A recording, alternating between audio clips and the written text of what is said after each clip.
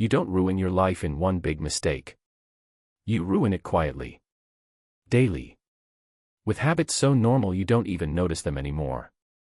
No alarms. No warnings. Just time slipping away. One day you look up and realize you're older, tired, and far behind where you thought you'd be. This video isn't about motivation. It's about exposure. Because if you don't kill these habits soon, they will quietly kill your future while you're busy thinking you still have time. Most people think wasting life looks dramatic. Drugs. Crime. Total failure. That's not how it usually happens. It happens through comfortable self-destruction. You wake up. You do what you're told. You distract yourself. You repeat. Years pass. The danger isn't that you're doing something wrong. It's that you're doing nothing intentionally right. Your habits shape your future whether you choose them or not. And if you don't design them, default habits take over. Default habits are optimized for comfort, distraction, short-term relief, not growth, not mastery, not freedom. Let's break down the 5 habits that quietly destroy potential, and why most people never escape them. Autopilot is the most dangerous habit of all. You wake up and react. Notifications decide your mood. Work drains your energy. Evenings disappear into screens. No plan. No direction. Just repetition. When you live on autopilot, days blur together. Weeks vanish. Years disappear. And because nothing feels wrong, you don't change anything. But drifting is a choice, even if it feels passive. People don't end up unhappy because they chose badly. They end up unhappy because they never chose at all. The moment something feels uncomfortable, you escape. Hard conversation. Scroll. Bored. Entertainment. Difficult task. I'll do it later. Discomfort is where growth lives. But you've trained yourself to run from it. So your comfort zone shrinks. Your tolerance drops. And normal life starts to feel overwhelming. Meanwhile, the people who move ahead aren't stronger. They're just more comfortable being uncomfortable. Avoiding discomfort doesn't protect you. It slowly weakens you. You consume all day. Content. Opinions. News. Drama. But you create almost nothing. Consumption feels productive. It feels like learning.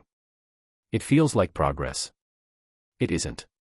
Creation is where skill, confidence, and value come from. Consumption without creation leads to overthinking, comparison, mental clutter. You become informed but ineffective. If you don't produce something regularly, ideas, work, output, you slowly lose belief in your own ability to matter. This habit destroys more lives than failure ever could. I'll start next year. I'm still young. There's no rush. Time feels infinite, until it suddenly isn't. The scary part? You won't feel time passing while it's happening. You'll only notice when opportunities are gone. Energy is lower. And options are fewer. Urgency isn't panic. It's respect for reality. The future doesn't wait for clarity. It rewards early action. Your environment shapes you more than motivation ever will. If everyone around you complains, avoids responsibility, normalizes mediocrity, you'll absorb it, slowly and unconsciously. Not because you're weak, but because humans adapt to their surroundings. If growth isn't normal where you are, you'll feel strange for wanting more. And eventually, you'll stop trying. Most people don't fail alone. They fail together. You tell yourself you'll act when you feel motivated. When you feel inspired. When it finally clicks. That day rarely comes. Motivation is not a starting signal, it's a reward. It appears after movement, not before it. By waiting for motivation, you train your brain to associate action with emotion instead of discipline. So on low-energy days, nothing gets done. This habit slowly erodes self-trust. You stop believing your own plans. You stop taking your goals seriously. People who build momentum don't feel motivated every day. They move anyway. And over time, their brain learns. Action is normal, not optional. You're busy all the time.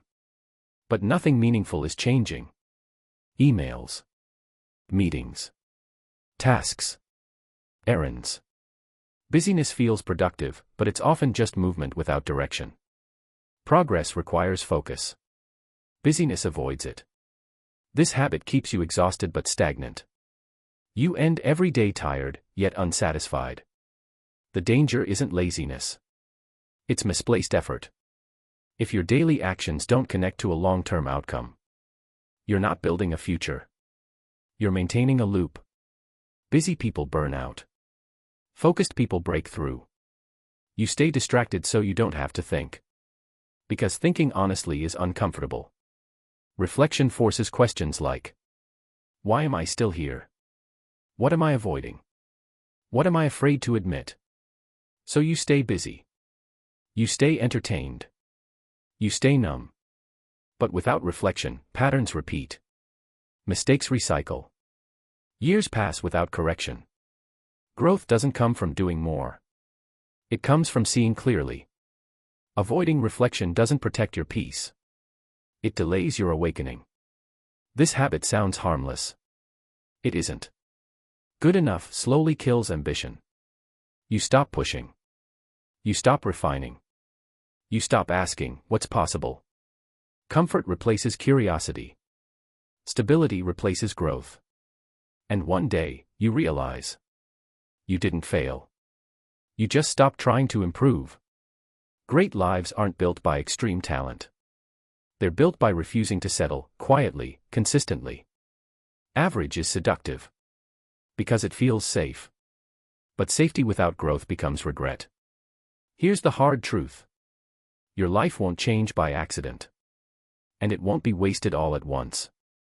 It will be wasted one habit at a time. Unless you interrupt the pattern.